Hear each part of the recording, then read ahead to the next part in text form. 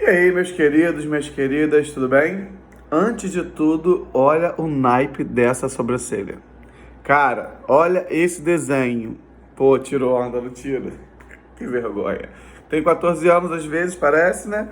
Mas enfim, está aqui para falar de coisa boa, está aqui para falar de revolução. Nesse módulo, intitulado As Revoluções pelo Mundo, nós vamos falar de algumas delas. Vamos falar da Revolução Chinesa, vamos falar da Revolução Cubana, vamos falar da busca por direitos civis da população preta nos Estados Unidos, vamos falar da inserção da mulher na sociedade norte-americana também. Então é um módulo que a gente vai falar de bastante coisa.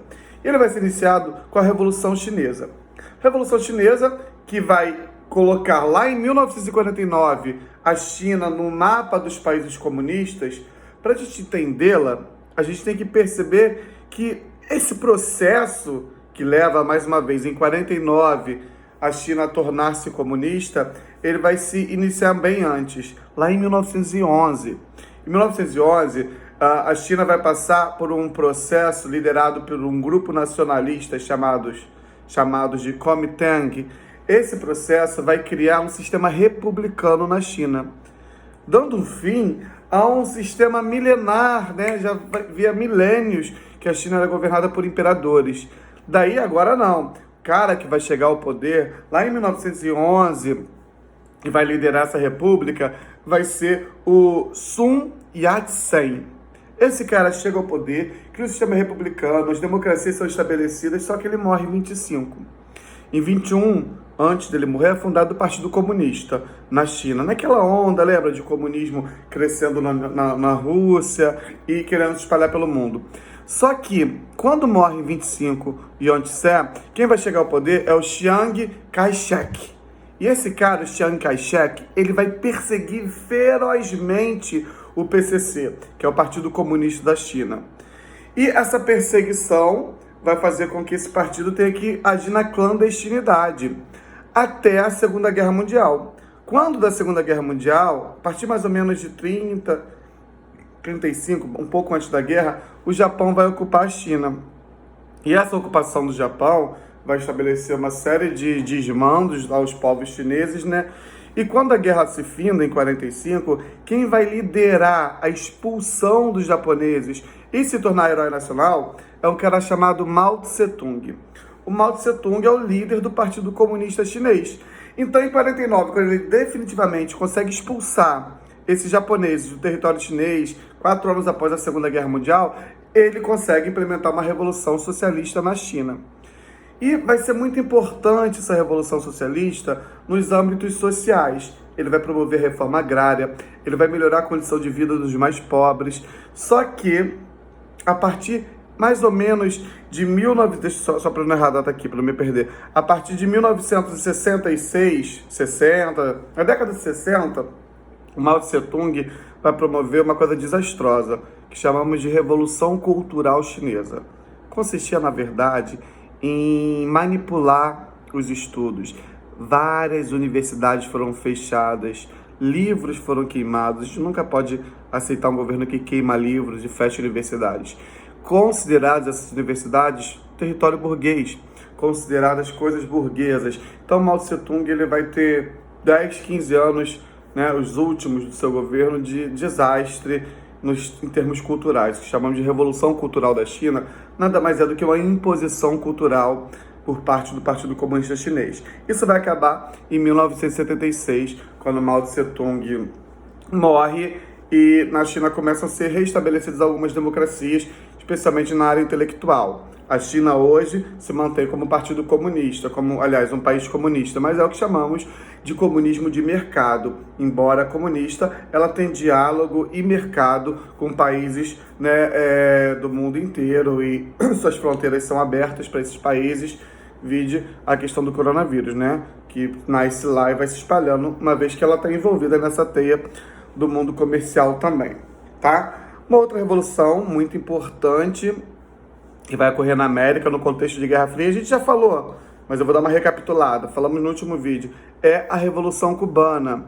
A Revolução Cubana ela tem seu início lá na década de 1950, mais especificamente em 53, Quando o Fidel Castro tenta, no dia 26 de julho, junto com seu irmão, com Raul Castro, enfim, com uma galera, eles tentam derrubar o governo do Fulgêncio Batista. Não conseguem fazer isso em 53. Vão fazer isso apenas em 1959, sob a liderança do Fidel Castro, do Raul Castro e do médico argentino Ernesto Che Guevara, que inclusive no dia 14 de junho completaria aniversário, né? O Che Guevara, Fidel Castro e Raul Castro vão conseguir implementar, vão tomar o poder de um cara que estava no poder já há mais de 20 anos, chamado Fulgêncio Batista. O Fulgêncio Batista, ele governava de forma pró-americana. Ou seja, os Estados Unidos, que desde a independência cubana, em 1898, lembra da Emenda Platt? Lembra, né? Desde esse momento, os Estados Unidos ele tem uma grande preponderância, ele desmanda e desmanda no território cubano. E o Fulgêncio Batista aplaudia essa política. Quando o Fidel chega ao poder, ele não faz isso. Ele nacionaliza um monte de empresas. Várias empresas privadas que estavam lá, americanas ou não, foram tomadas pelo Estado. O Estado nacionalizou para criar riquezas para si mesmo. Obviamente, isso vai gerar um descontentamento do povo norte-americano, né? Aliás, do governo norte-americano. E eles vão, em 59, eles dão esse golpe no dia 1º de janeiro de 1959, movimento 26 de julho, né? Esse movimento tem esse nome porque foi aquela primeira tentativa, né? Lá de tomar o poder em 53. Mas 1º de janeiro de 59, Fidel Castro chega ao poder, implementa essas medidas. Quando chega lá no ano de 61, os Estados Unidos tentam derrubar o governo de Fidel. Juntam cerca de 1.400 soldados que foram expulsos de Cuba, né? Soldados exilados, para invadir a Baía dos Porcos. Foi um desastre essa invasão. Em 3 dias, Fidel Castro consegue derrotar esses insurgentes, esses 1.400 homens treinados e bancados pelos norte-americanos. A invasão à Baía dos Porcos vai ser o elo de ligação entre Cuba e a União Soviética. Até então, Cuba não se colocava como um país comunista. Só que, diante da ameaça dos Estados Unidos, nesse contexto de Guerra Fria, ela, preciso de ajuda. Vai lá e faz a conexão com a União Soviética. E para a União Soviética era muito importante ter uma aliada tão próxima territorialmente aos Estados Unidos. Prova disso é que no ano de 62, como a gente já viu também, teremos a crise dos mísseis, que é quando a União Soviética instala mísseis no território cubano, exigindo uma série de coisas dos Estados Unidos, né? Foi o momento mais tenso da história da humanidade.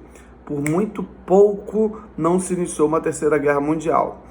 Quem já assistiu o filme X-Men Primeira Classe vai lembrar dessa cena que mostra discursos ao vivo do John Kennedy, que era o presidente norte-americano, do Nikita Khrushchev, que era o presidente soviético, e nesse momento do X-Men Primeira Classe, uma telepata invade lá a reunião dos soviéticos e faz com que o líder acione o míssil que seria lançado nos Estados Unidos. Quem impede a guerra, quem impede desses mísseis de chegarem é o Magneto. Ele vai lá e não permite que esses mísseis cheguem, né, no território soviético, é o Magneto. E na vida real, foi exatamente isso que aconteceu. Mentira, quem dera, né? Na vida real não tem X-Men, não que a gente saiba, mas foi uma negociação que impediu a Terceira Guerra Mundial. Os soviéticos, eles negociam com os Estados Unidos a autonomia de Cuba. Vocês não podem mais invadir aqui. Os Estados Unidos também tinham mísseis lá na Turquia apontados para a União Soviética. A gente quer que você tire os mísseis de lá, de qualquer lugar que você tenha na Europa, e por aí vai. Então foram costuradas várias coisas, entre elas, e a principal delas, a autonomia cubana. Os Estados Unidos se comprometiam a não mais tentar invadir Cuba, como assim o fez, embora tenha imposto vários embargos econômicos. O que é um embargo econômico? Impedimentos econômicos. Países aliados dos Estados Unidos ao longo da Guerra Fria, e até bem pouco tempo, não faziam negócios com Cuba, porque havia um embargo econômico. Isso vai, claro, dificultar o crescimento cubano, muito embora vale a gente lembrar que Cuba tem um dos melhores índices de desenvolvimento humano. Cuba não tem analfabetismo, Cuba, o índice de mortalidade infantil é praticamente zero, a desigualdade é pequena e por aí vai. Mas é uma ditadura e a gente nunca deve passar pano para ditaduras, tá? Então, Passada a Revolução Cubana e a Revolução Chinesa, a gente vai falar dos Estados Unidos na década de 50 e 60. Mas para isso precisamos lembrar de alguns contextos, né? Início do século, American Way of Life, lembram, né? O estilo de vida norte-americano, que não era contemplado, nem todas as classes eram contempladas, não era vivenciado por todas. Nós vimos isso, vimos que a crise de 29 vai fazer com que a economia norte-americana tenha desastrosamente uma queda. E essa crise de 29 vai ser superada apenas após a Segunda Guerra Mundial. Vai ser superada apenas quando os Estados Unidos conseguem sair da guerra vitoriosos, com todos os benefícios das vendas, das armas, né, dos materiais bélicos e também os prêmios da vitória, né? Enfim, as indenizações e tudo mais. Só que na década de 50 reinicia, na verdade, uma sociedade do consumismo. O povo norte-americano é novamente intencionado, né, impulsionado a consumir. Inclusive, são criados estereótipos e mentirosos, aquela ideia da dona de casa super feliz, várias propagandas exaltavam, né, a mulher, a dona de casa, os eletrodomésticos que vinham chegando para facilitar a vida da sua família e deixar sua mulher feliz. Então dizia assim, tinha propagandas desse nível, sua mulher com aspirador de pó vai ter mais tempo para cuidar de você quando você chegar do trabalho, fazer uma massagem no seu pé, fazer um carinho em você, esquentar a sua comida. Olha, gente, era esse nível. E as fotos, nas páginas desse modo, vocês vão ver fotos das mulheres supostamente mega felizes por serem donas de casa. Mas a gente sabe que não era bem assim, né? À mesma medida em que a propaganda tentava dizer isso, a gente está numa geração de mulheres que foram para a guerra. Está numa geração de mulheres que foram para a indústria enquanto os homens estavam na guerra. Então, à mesma medida em que surgia essa ideia de que a mulher dona de casa está mega feliz com as inovações tecnológicas, surgia também, ganhava mais força, aliás, não surgia, ganhava força o movimento feminista, que já tinha mostrado sua força em 1917, quando as sufragistas conseguem nos Estados Unidos o direito a voto, em 1917, no contexto da Primeira Guerra Mundial. E agora, na Segunda, que elas ganham espaço no mercado de trabalho, se tornam chefes de família, muitos homens morrem na guerra.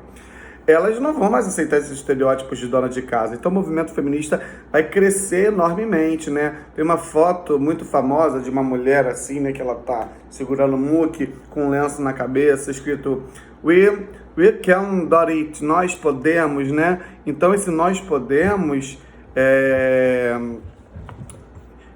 para exaltar que as mulheres elas podem fazer o que quiserem, nós podemos fazê-lo no caso, né? Então, we can do it, nós podemos fazê-lo, nós podemos fazer o que quisermos, né? Então, essa mulher, essa propaganda, ela é chamada Rose Abitadeira, a rebitadeira, ela vai ganhar muita força nos Estados Unidos. Até hoje, esses cartazes são muito presentes dentro do movimento feminista. Então, é importante frisar que a mulher ela vai buscar o seu espaço na sociedade muito justamente nesse período.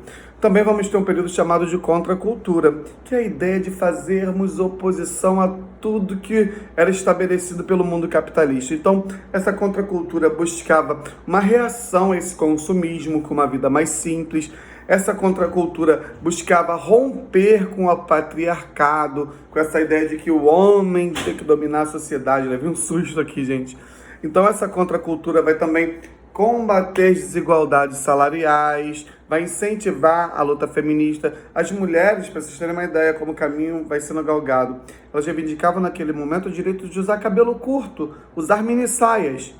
É óbvio que o movimento feminista não vai se resumir ao direito de usar cabelos curtos e mini saias, mas era também importante a mulher poder fazer o que ela quiser. Então, dentro dessa contracultura, só se procurarem, americanas do 1950, 60, vocês vão ver muitas mulheres de cabelo curtinho e mini saia. Não é simplesmente uma moda, é um grito de nós podemos usar isso, nós podemos ficar com cabelo assim. Isso é muito importante para a luta, né? Também vão ser denunciados assédios de patrões, de clientes, e vai ser um momento muito importante para o espaço da mulher na sociedade. Tão importante quanto, e nesse contexto também, vai ser a luta pelos direitos civis dos Estados Unidos. Vamos lembrar que os Estados Unidos viveu, bem como o Brasil, sistema de escravidão. que vai ser findado em 1865, quando, após a Guerra de Secessão, né, a Guerra Separatista, e após a vitória do Norte, vai ficar estabelecida na 13ª emenda que os pretos nos Estados Unidos estão livres. A 13ª emenda é o equivalente à nossa Lei Áurea, né? A Lei de Libertação de Fim da Escravidão nos Estados Unidos. Só que à medida em que a escravidão foi findada nos Estados do Sul, que era onde elas existiam, né? Ela existia.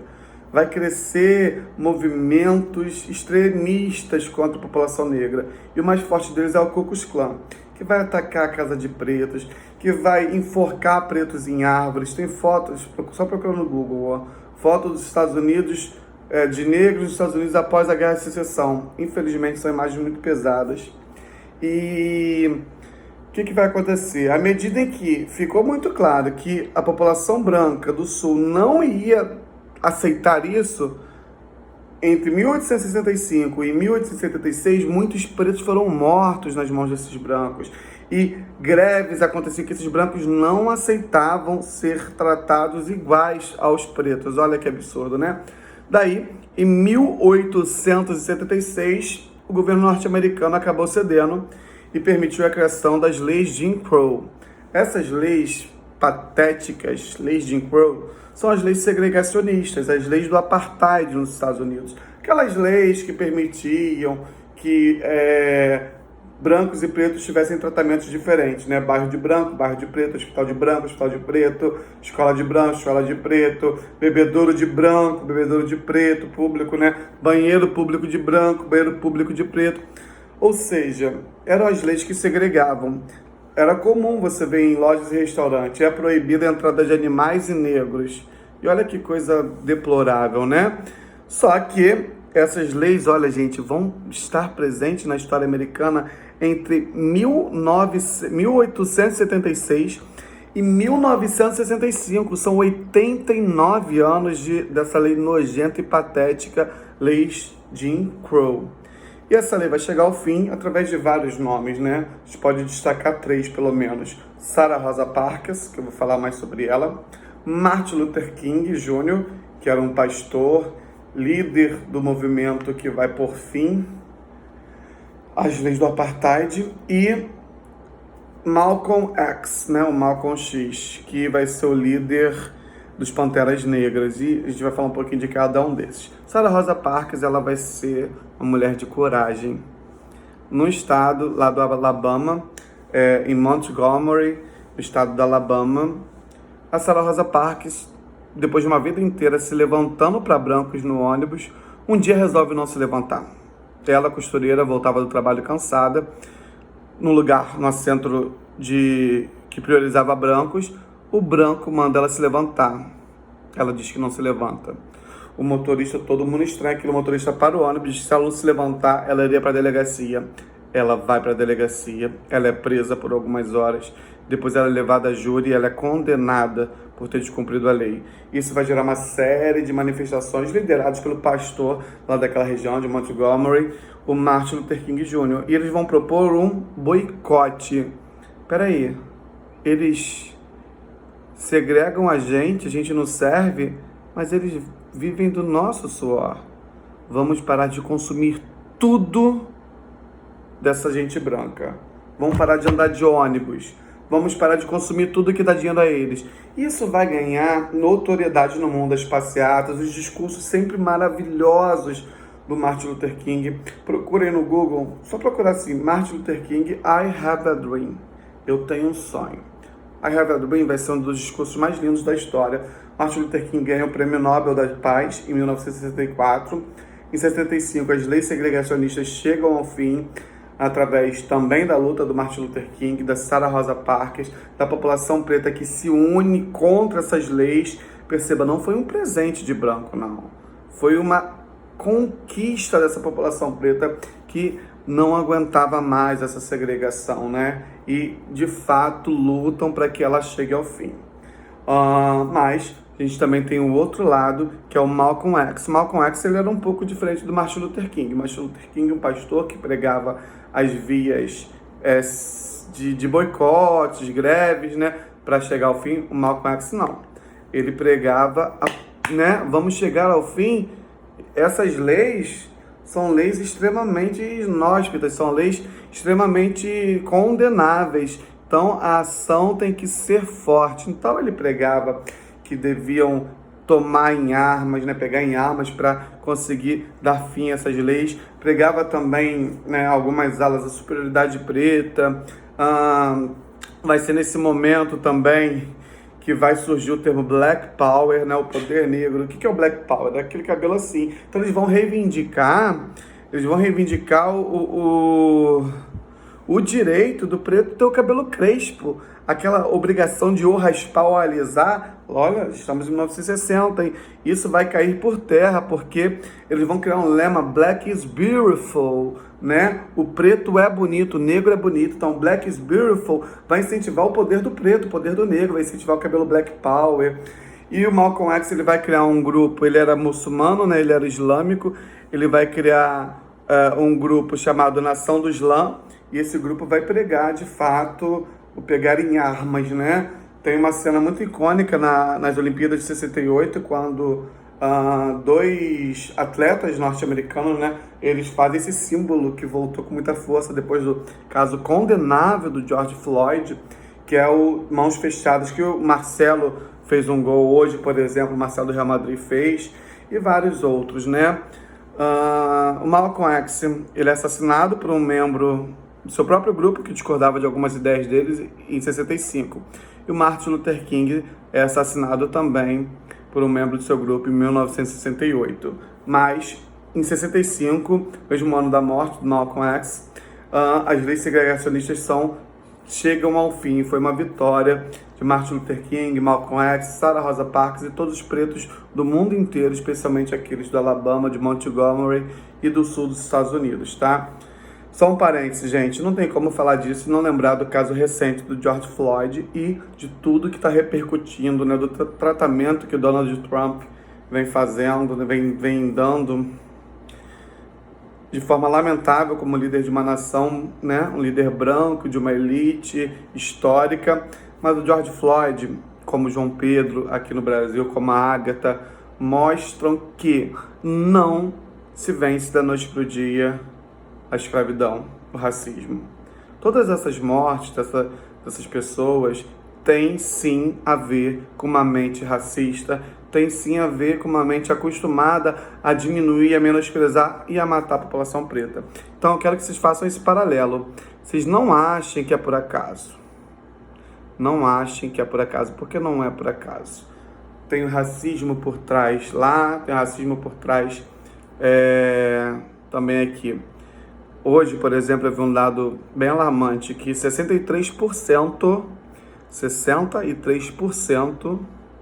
versus 37%, tá?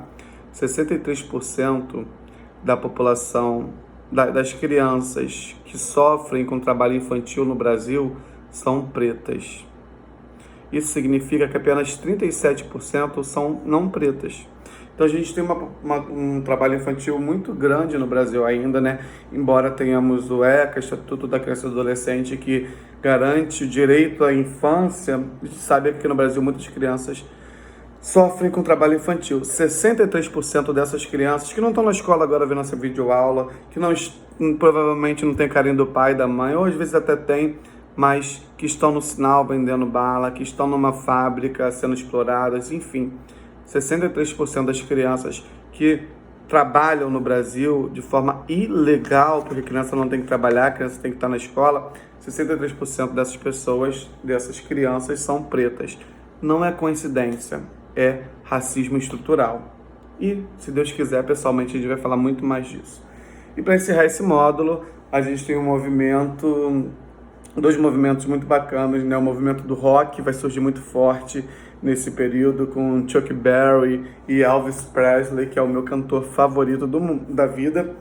O Elvis Presley vai ser pioneiro junto com o Chuck Berry. O Elvis Presley que nasce num country e vai indo pro rock and roll, mas depois vai ter como ícones também, né, após Elvis aliás, simultaneamente, né, mas que surgem logo depois de Elvis e Chuck Berry, a gente vai ter os Beatles, considerados por muita maior banda de todos os tempos, né? E os Rolling Stones também, uma das maiores bandas. Então o movimento rock, inicialmente, vai ser um grito da juventude, que vai falar de divagações daquele período, mas aos poucos vai ganhando um ar crítico, um ar político, num contexto de Guerra Fria, Estados Unidos envolvido em várias guerras, entre elas a Guerra do Vietnã.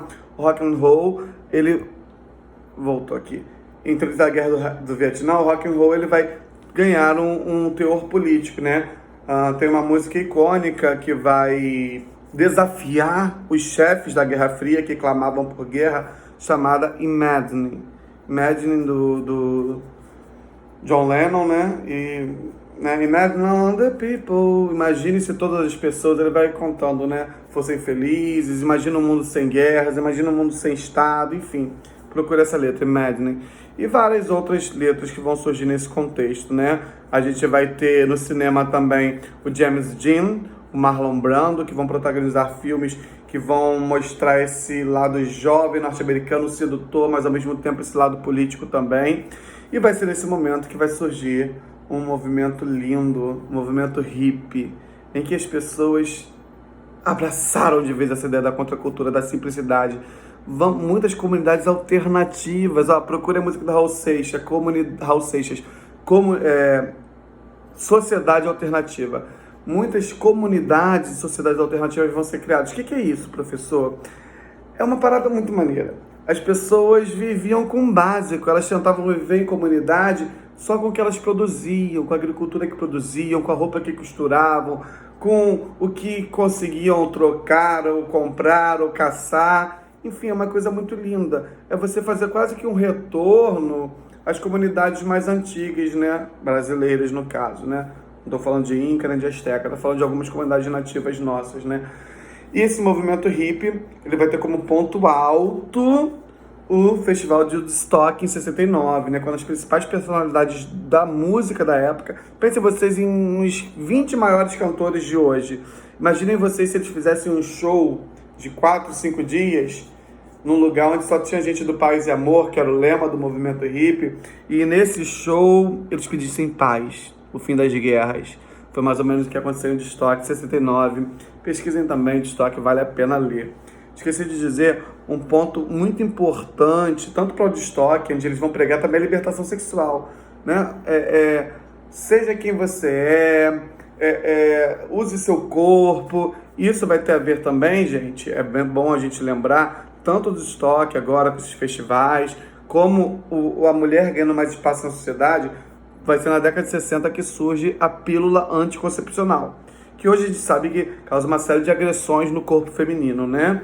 E vocês podem conversar com professores de ciências, de biologia. Essas agressões são causadas ao corpo feminino e não ao masculino. Mas naquele momento que surge, era algo inovador e algo muito importante, que fazia com que as mulheres tivessem a possibilidade de não engravidar, tivessem a possibilidade de praticar sexo se elas quisessem.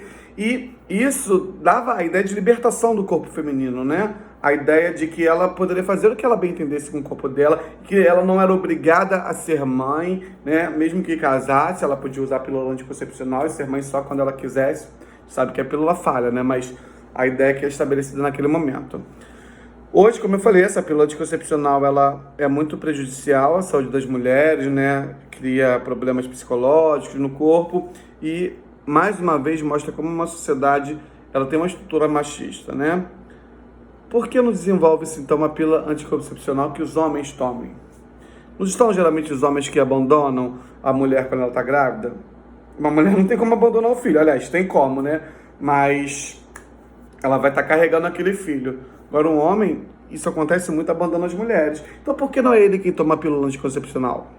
Por que não é o corpo dele que é agredido? Tem a ver também com essa estrutura patriarcal de sociedade, tá? Gente, então é isso. Basicamente, faço os exercícios deste módulo e eu tô com saudade, tá? E mais uma vez, foquinho na minha sobrancelha que tá muito legal. Fica com Deus. Tchau, tchau. Amo vocês. Um beijo no coração. Que Deus, Nossa Senhora e todos protejam vocês.